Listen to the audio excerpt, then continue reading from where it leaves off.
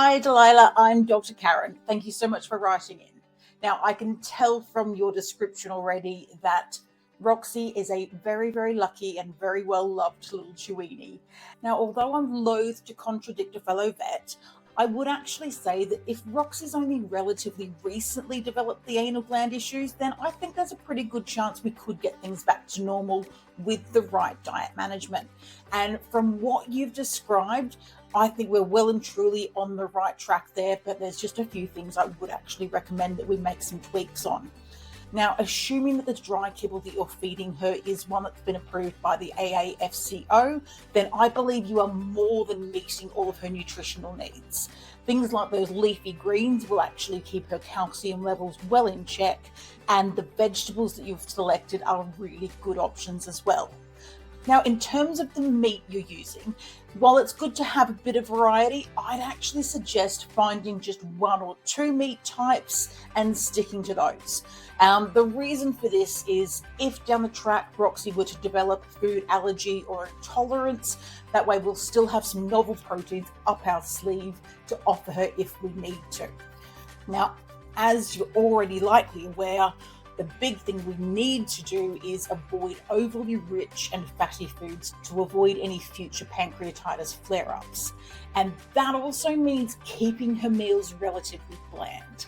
So I would probably stick with the rabbit and the whitefish. Just make sure you avoid feeding too much of the larger deep sea fish that can contain higher levels of mercury. So the vegetables and the supplements you've chosen are really, really terrific. And particularly the butternut squash and the pumpkin, they're really good for adding bulk to the feces, helping producing normal poops. And that will in turn help to express those anal glands naturally. One additional thing you could consider is adding about 1/4 teaspoon of psyllium husk powder into the food. And that can also add a little extra bulk to her feces and again, help to express the anal glands. Now, one thing to keep in mind is that after an episode of pancreatitis, the pancreas can actually remain inflamed for weeks, even months. And that's why consistency is key when it comes to the diet. Sudden changes and rich foods are our enemy here. So find a food that is really working for her digestion and stick with that food as consistently as possible. I would have our anal glands checked every 4 to 6 weeks, but if they aren't actually full, ask your vet or vet tech to leave them alone. Only express them if they actually need it. The more we express the glands when they're not properly full, the more likely it is that we're going to be stuck in that loop. So hopefully you're going to see over time her poo becoming nice and firm but not dry, and this is going to keep those anal glands emptying on their own.